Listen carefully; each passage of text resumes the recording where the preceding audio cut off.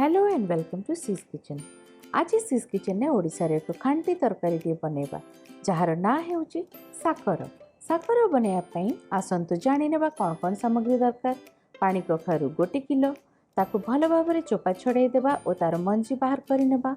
मु जेमिति छोट और पतला शेप रे काटिची सेमिति ताको काटी नेबा। चीनी 100 ग्राम, नड़िया कोरा 100 ग्राम, पोस्त गोटा 25 ग्राम, सोरिष तेल बा रिफाइन तेल 2 बड़ चम्मच, भुसुंगा पत्र बा करी पत्ता 4 रु 5 स्ट्रिप, सोरिष आधा टीस्पून, पंच फुटण 1 टीस्पून, हलदी गुंड 1 टीस्पून, कंचा लंका 2 रु 3 टी, सुखिला लंका 4 रु 5 टी, लुण 2 टीस्पून बा स्वाद अनुसार आमे पकेबा। तेंतुली मंड 5 रु 6 बड़ चम्मच। गैस ऑन करी करेटी बसेबा। 2 टेबल स्पून ऑयल पकेबा मीडियम फ्लेम रे। आधा मिनिट पर तेलटी गरम हो गलानी। एबे गोटा सोरिष पकाइबा, तापरे पंच फुटण पकेबा। टिके क्रैकल साउंड हबो तो आमे कंचा लंका और सुखिला लंका 4-5 टी जो नहीं थिलु ताकू पकई देबा।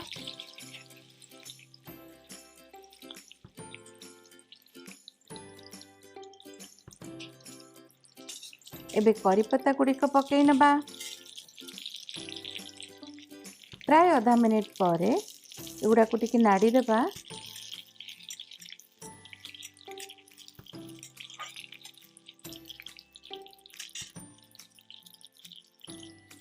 प्राय आधा मिनिट पर जो कटा होइथिबा पानी कखारु गुड़िक पकई देबा।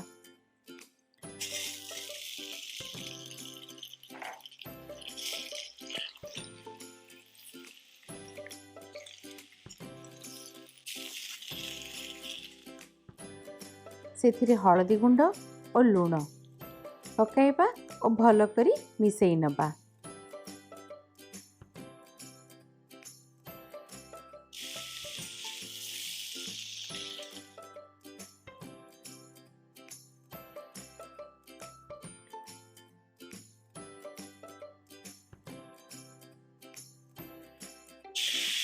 दुई रु 3 मिनिट कड़ई को ढांकी नेबा।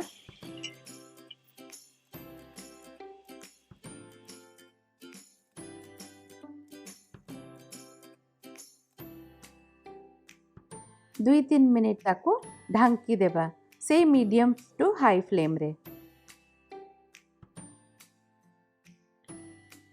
तापरे ढांकणा खोली देखिबा। एबे पानी कखारु गुड़ी को साइड साइड करी नेबा कड़ई रो साइड को आओ ताकू खुसुनी साहाय्य रे ओ मझी जगटा को खाली करी देबा। मझी जगह रे पोस्त बटा जो आमे 25 ग्राम नहीं थिलु ताको पकेइबा। मझी रे पोस्त बटा पकेइले कौन हेबो पोस्तटा भल भाव रे पानी कखारु सहित कुक होई पारिबो। एबे पोस्त बटाटा को पानी कखारु सहित भल भाव रे धीरे धीरे नाड़ी नेबा।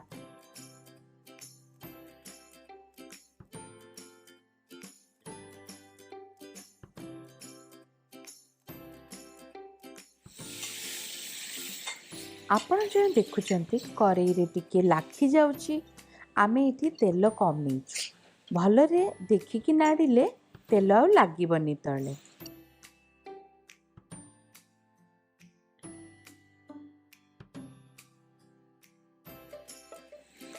एबे 4 कप पानी मिसेइबा और भल भाव रे पानी कखारु और पानी को भल भाव रे चलई देबा।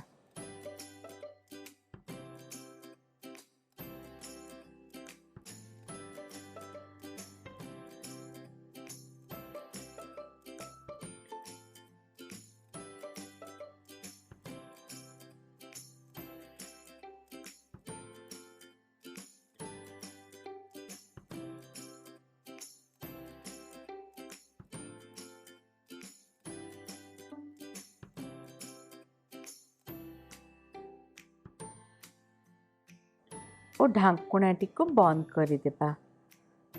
5 रु 7 मिनिट पे ढांकुणाटी को एभली बंद होई रखिबा। साकर होउची बिना प्याज रसुन रो एक तरकारी। शुद्ध साधा आइटम रे जीव साकर। 5 रु 7 मिनिट हो गलानी। एथिरे फुट भी आसी गलानी।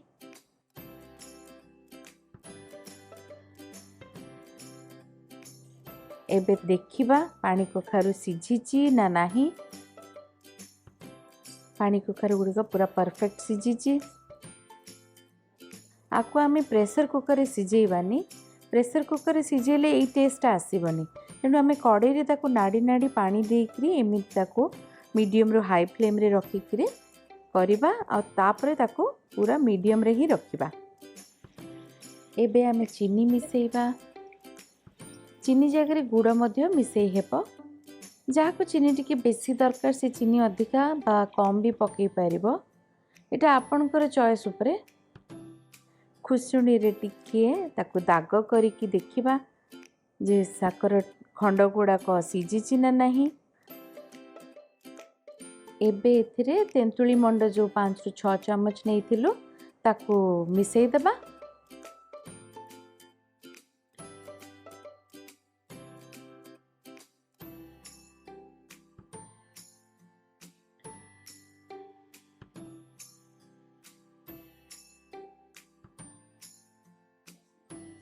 पुणी ताको ढांकी देबा 2-3 मिनिट पाई।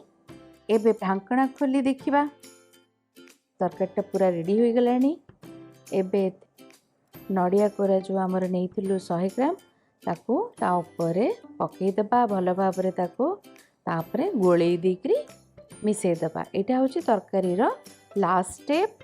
ताको भल भाव मिसेई दिया हला।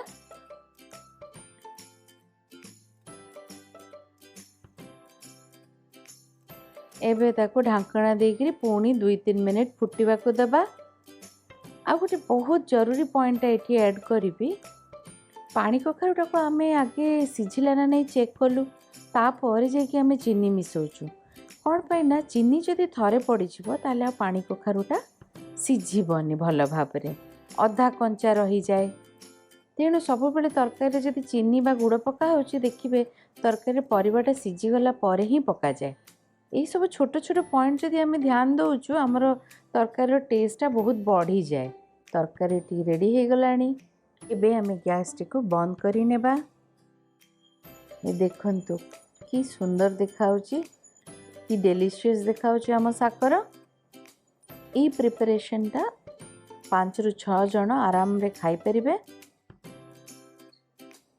आम ये तरकारी टोटाल प्रोसीडियरटा प्राय 20 ରୁ 25 मिनिट लागिबो। आ बहुत टेस्टी आइटम इटा गोटे। आपको घरे निश्चय बनातु और केमिति बनिला प्लीज कमेंट सेक्शन रे जणातु। जदि वीडियोटी भल लगिला प्लीज लाइक और शेयर करंतु। आगो को एभली रेसिपी देखिबा पई आम चैनल को सब्सक्राइब करंतु और नोटिफिकेशन बेल टी को दबांतु। धन्यवाद।